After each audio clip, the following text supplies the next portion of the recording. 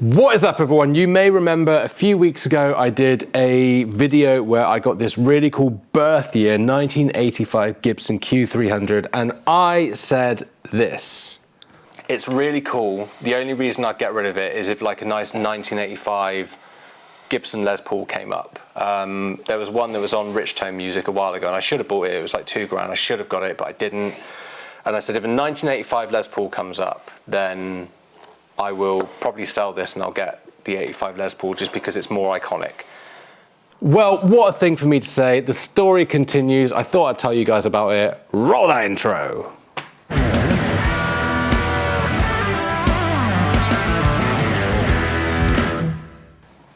So in that last video, I explained that I've been looking for a few years now for a perfect birth year guitar, a 1985 guitar. And I wanted to be a bit snobby about it. I wanted to get something like name brand, American made, all that kind of stuff. Like I wanted to do it right. And 1985 is not a great year for cool guitars, in my opinion anyway. There are some cool guitars, but whatever I wanted to get, I wanted to be able to take out, gig, use live, and locking trems and all that kind of stuff isn't kind of what I do.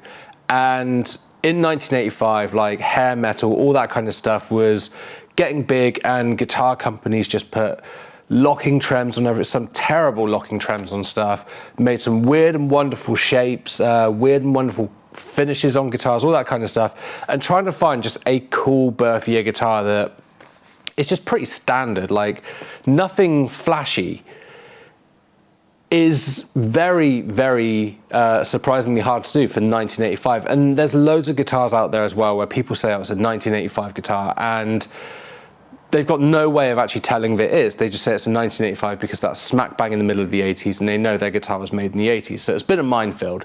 And I said, like with the Q300, I've got like one of the rarest Gibsons in the world. I'm done. Unless a like bog standard Les Paul with no Kahler trem or anything like that came up for sale, then I would happily get a Les Paul. And of course, just like that, the most bog standard of looking, non-trem Gibson Les Paul 1985 came up for sale. So I thought I'd do a video to follow up. Here it is. I've got myself a 1985 Gibson Les Paul Custom.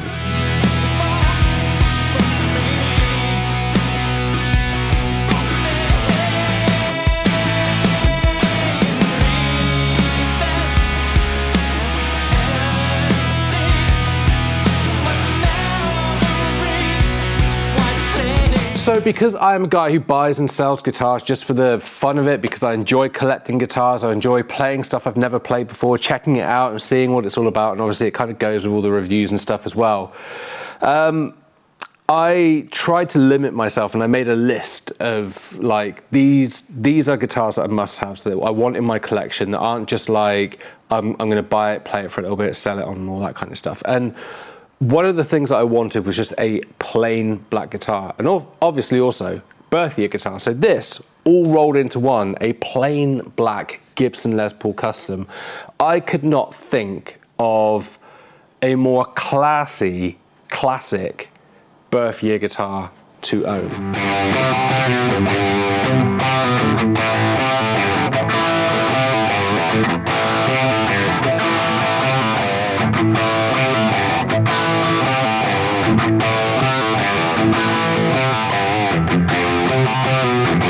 In terms of condition on this one, I mean, it's a 40-year-old guitar, so not that I was overly, you know, obviously I didn't want neck breaks or anything like that, but if a guitar's right, the guitar's right. In terms of condition, I am absolutely stoked with this. There are a few little bits that I don't think are original, like the bridge I don't think is original on this. It's got made in Germany stamped on the bottom, so I'm assuming that that is a replacement bridge that's on there. The pots in the back all check out absolutely fine. I'm pretty sure it's had the switch replaced. It's got the original Tim Shaw pickups in, the ones that have got like the ink stamp on them, the first kind of recreation of a path that Gibson tried to do. So that is super cool that those are in there. This, in terms of what I want from a Les Paul.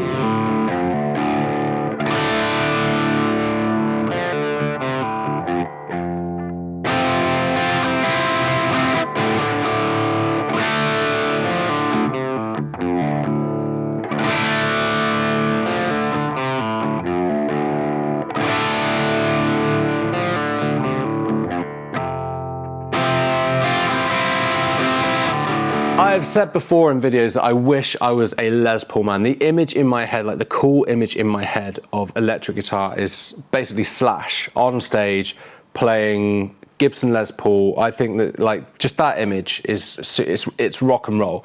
That to me has always been like, yes. When I was a teenager and stuff, like, you'd see pictures of Slash, and that, you know, that sums it up for me.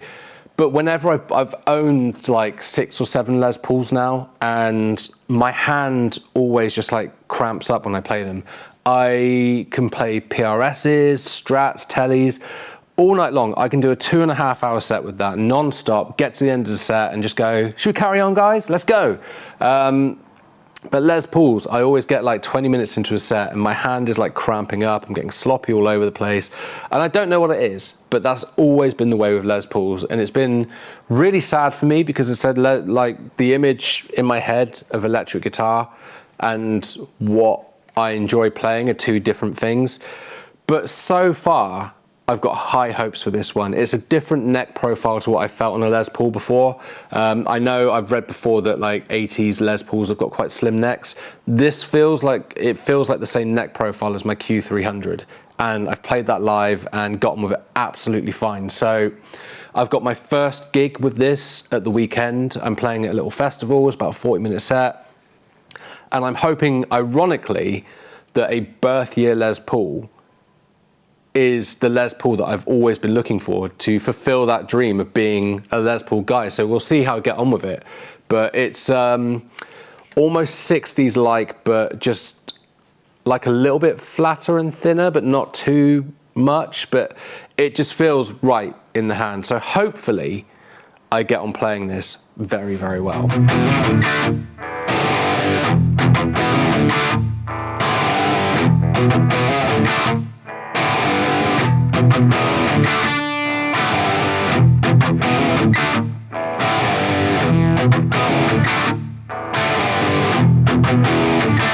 In terms of sounds and tones on this one, it's got pretty much everything that you want in a classic Les Paul. It's got those Tim Shaw pickups in there, which, as I said, they're the original recreations of the 50s paths that they tried to do, and they sound great. So that's a really nice addition and collectability and all that. Like these pickups, people try and sell them for about 500 quid for the pickups. I don't get it, but they do sound awesome. I guess they're collectible, but they do give me all of the tones that I want in a Les Paul. That kind of classic, warm, clean sound, going into broken up territory, nice crunch tones, big overdrive tones.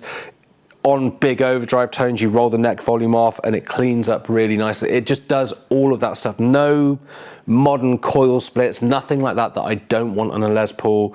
So I will be playing sort of southern rocky modern country kind of stuff with this at the weekend, and I think it's going to suit that really, really well. So in terms of what I want from a Les Paul, this nails it perfectly.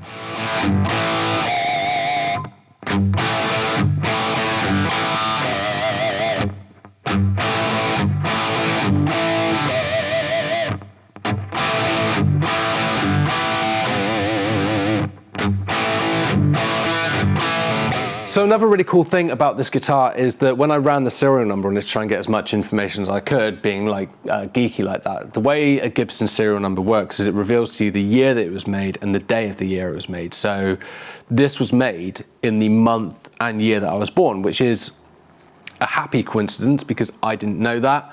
And in terms of trying to find a guitar, especially something like this, as close to the day that I was born, I think this is it. It wasn't made on the day that I was born, but trying to track down a guitar of this kind of like reputation on the actual day that you were born would be an absolute ball ache to do.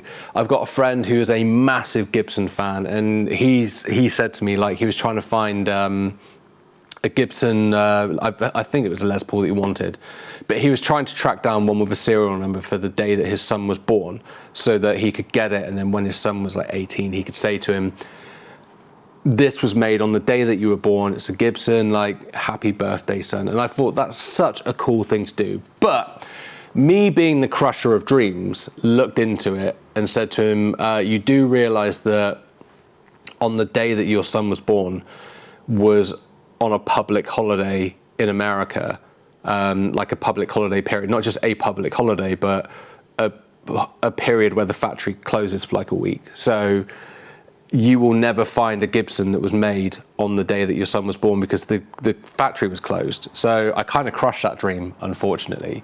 But in terms of month and year, then I am so happy that I found this. So in terms of finding a guitar that is as close to the day that I was born as possible, like, I'm not saying I'm done buying 1985 guitars, because that would be silly. I said that last time, and then this happened.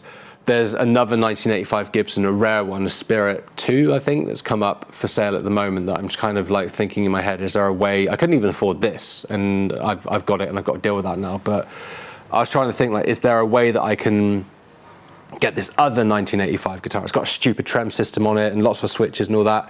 But in terms of like trying to find something as close to the day I was born, I'm pretty sure I am done. And as I say, I am super stoked to have this. So what a cool guitar to own.